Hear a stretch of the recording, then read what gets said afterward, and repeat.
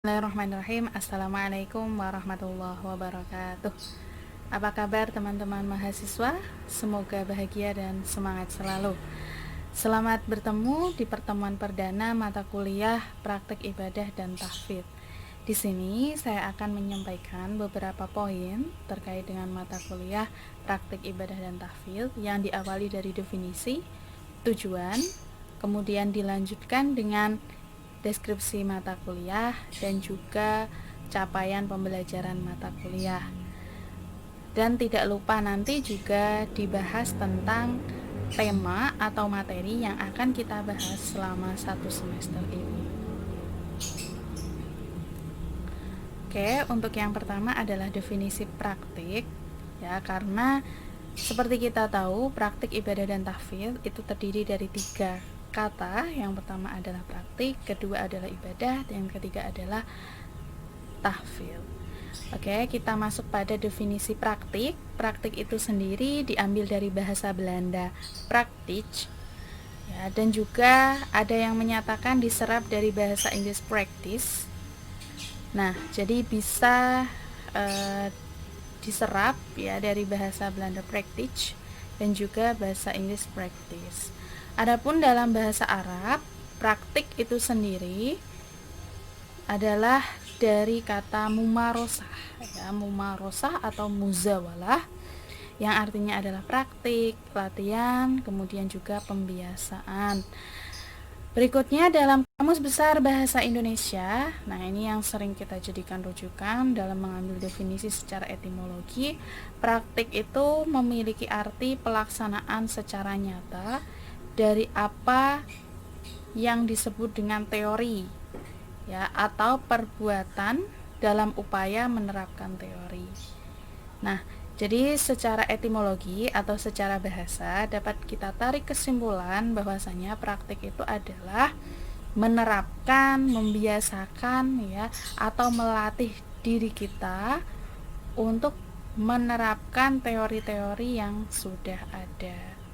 Berikutnya, praktik, ya, atau biasa juga disebut dengan praktikum.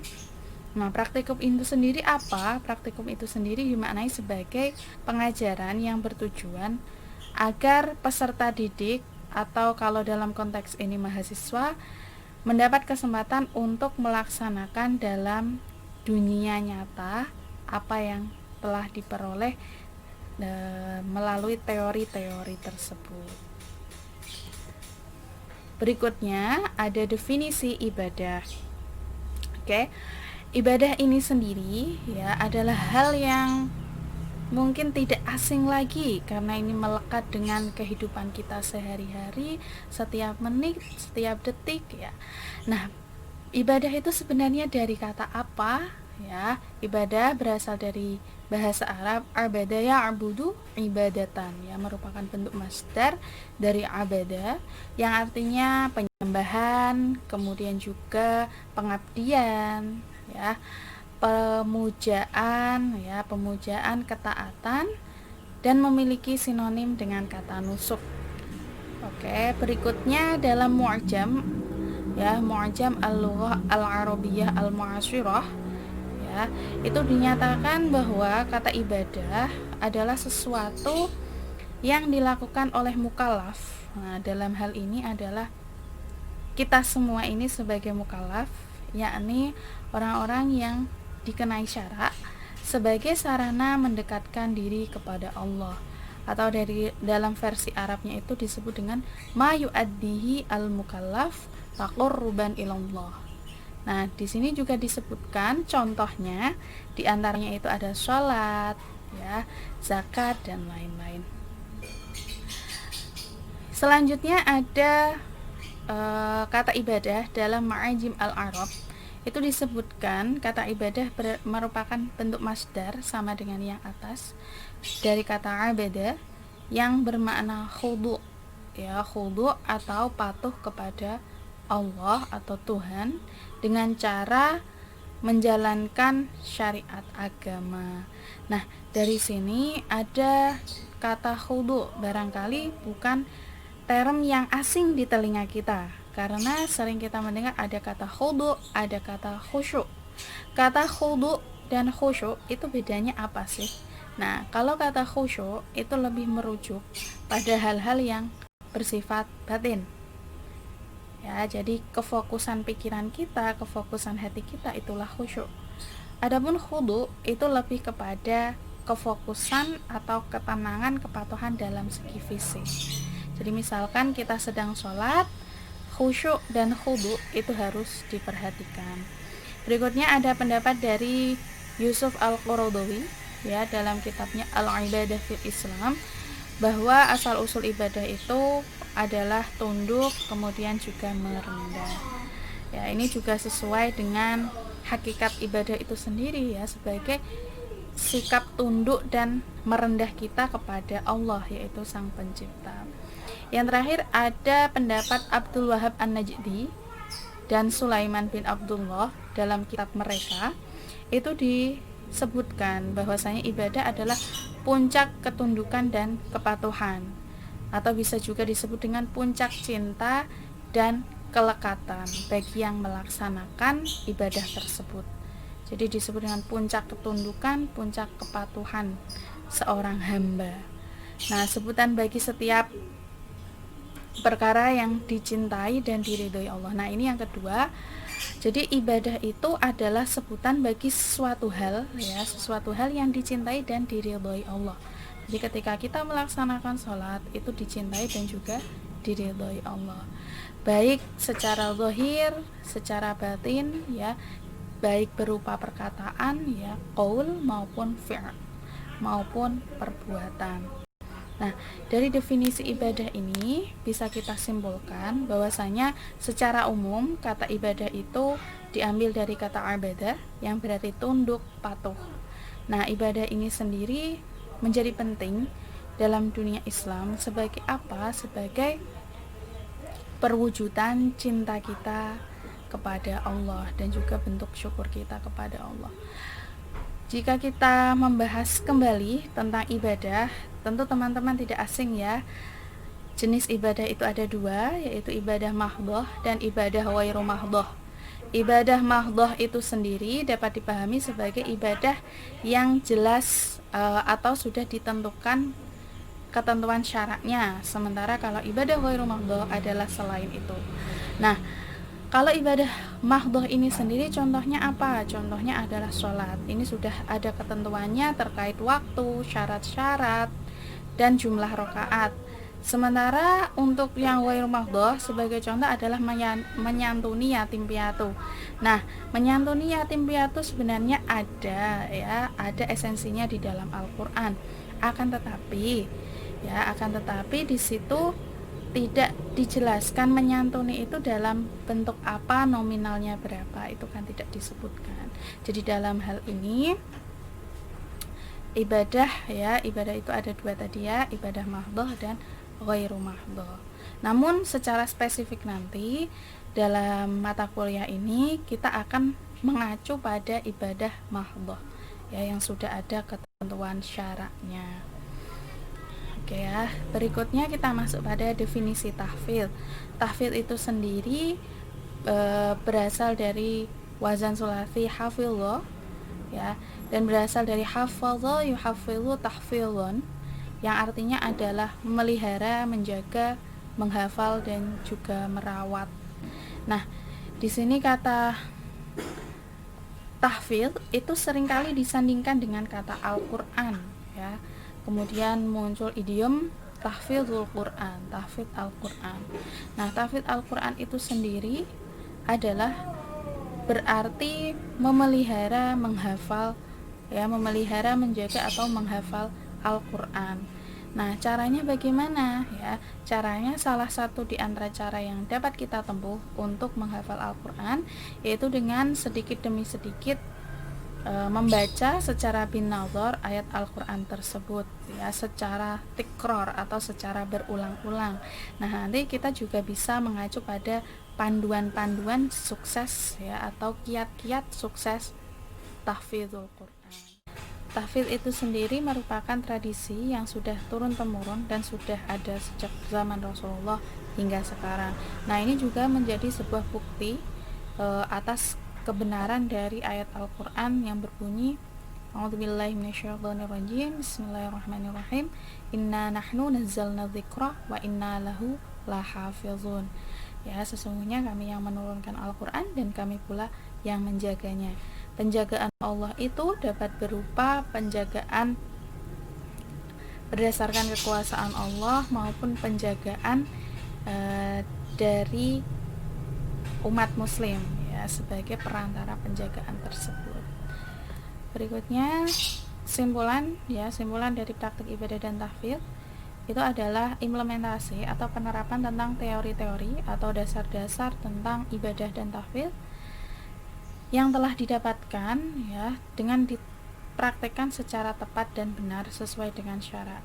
Nah, jadi praktik ibadah dan tahfidz ini nanti kalian diharapkan mampu mempraktekkan, ya, teori-teori yang sudah kalian dapatkan, ya, sejak dahulu, ya, pasti sudah berulang-ulang kali, ya.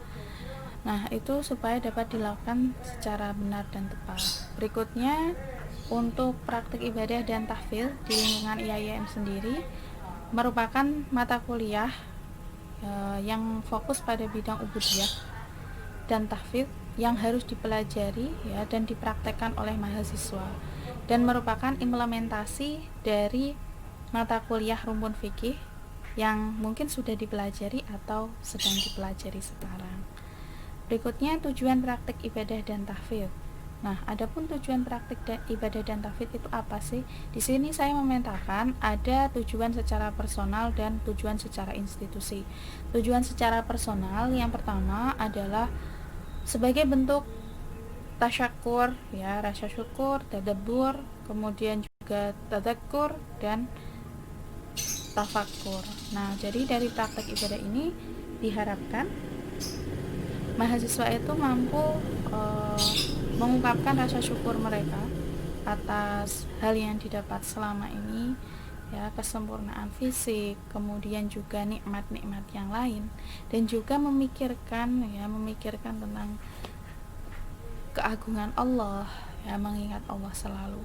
Berikutnya tujuan praktik ibadah dan tahfidz secara personal yang berikutnya, ya, yang kedua berarti itu meningkatkan kedekatan dengan Allah dan dengan tujuan untuk mencari ridhonya. Yang ketiga, menjaga ayat-ayat Al-Quran dan menerapkannya dalam kehidupan. Nah, ini yang tidak kalah penting.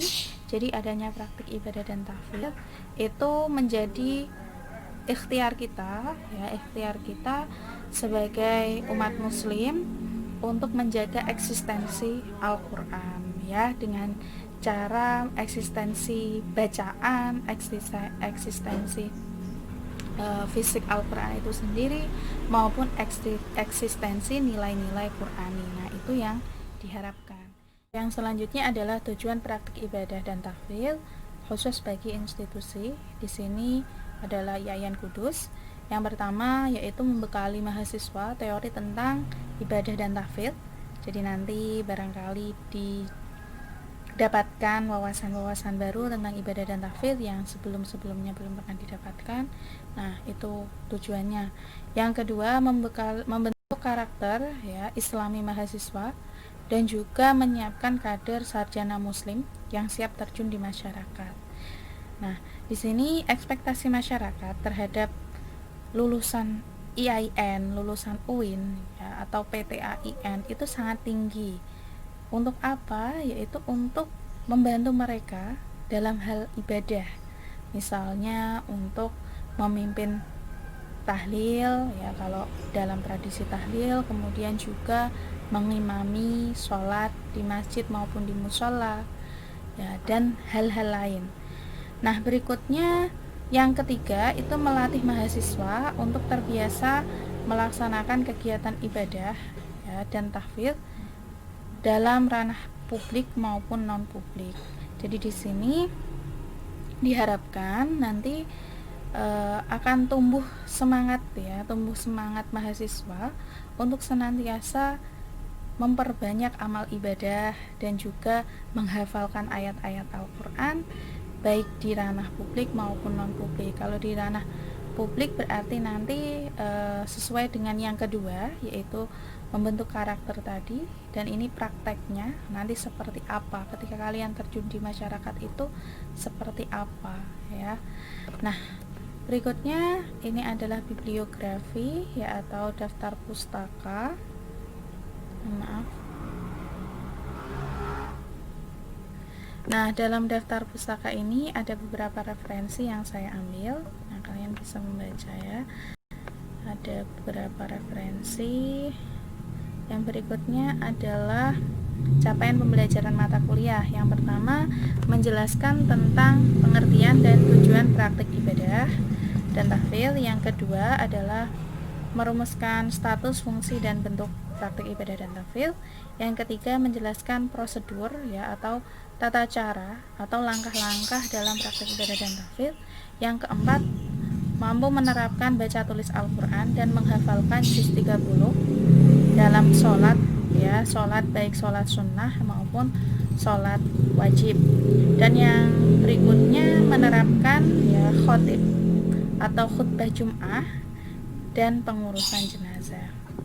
Nah, maka di sini deskripsi mata kuliahnya adalah membekali mahasiswa ya, ini diturunkan dari tujuan yang tadi sudah saya sampaikan ya, namun ini secara spesifik, yaitu membekali mahasiswa untuk memahami, mempraktekkan segala bentuk-bentuk ibadah dan tahfidz. Di antaranya ada ibadah sholat fardu dan sholat sunnah, kemudian tahfidz yaitu juz 30, ada juga nanti tentang pengurusan jenazah, dan juga tentang khutbah ya, khutbah Jumat. Nah, khutbah Jumat ini untuk mahasiswa laki-laki tentunya.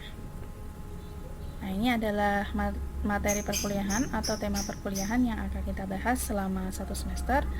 Yang pertama, pengertian dan tujuan praktik ibadah ya, yang sekarang ini sudah kita bahas. Jadi sudah kita ulas ya, tentang definisinya apa, tujuannya apa, sudah cukup jelas saya rasa. Yang kedua adalah fungsi dan bentuk kegiatan praktik ibadah.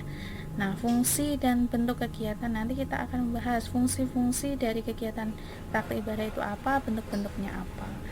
Selanjutnya ada ya, yang ketiga prosedur pelaksanaan ya, ini hampir sama dijelaskan dalam capaian pembelajaran mata kuliah ya, diturunkan materinya ini.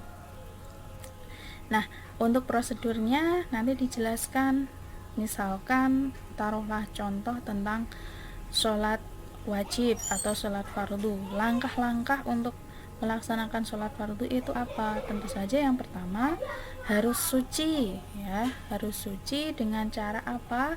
Bisa dengan cara wudhu atau dengan cara mensucikan badan ya, atau mensucikan pakaian ya, untuk mempersiapkan sholat fardu tersebut.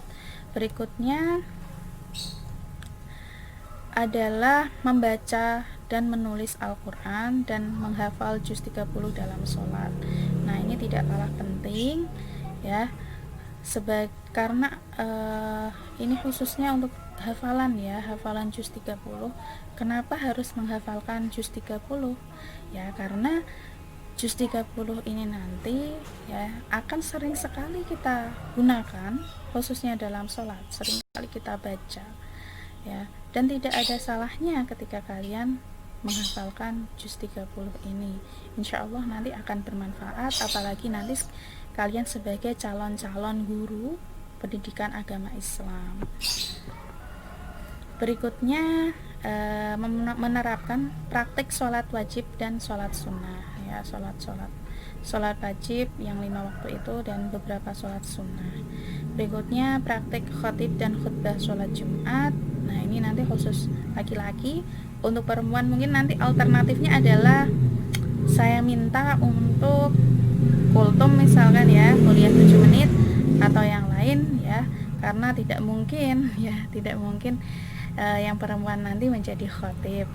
Berikutnya menerapkan praktik pengurusan jenazah ya, pengurusan jenazah atau memulasari jenazah itu seperti apa, mulai dari awal yaitu mensucikan ya, atau memandikan, mengkafani ya, mensolati, dan yang terakhir adalah menguburkan dan ini termasuk dalam fardu kifayah. Dan yang terakhir adalah menerapkan dan mengembangkan praktik ibadah dan tahfidz di lingkungan masyarakat. Mohon maaf ya baterainya lobet. Di lingkungan masyarakat dan lembaga pendidikan, karena nanti kalian ini akan terjun ya sebagai calon-calon guru, akan terjun dalam lembaga pendidikan, sehingga nanti diharapkan kalian sudah memiliki bekal dan siap untuk memimpin di masyarakat maupun lembaga yang akan kalian datangi untuk khidmah untuk khidmah ilmu kalian. Baik, saya rasa cukup sampai di sini karena baterainya mohon maaf juga sudah habis. Kurang lebihnya saya mohon maaf ya. Kita lanjutkan pada pertemuan berikutnya dan nanti bisa diskusi dan tanya jawab ya di luar forum ini. Terima kasih. Wassalamualaikum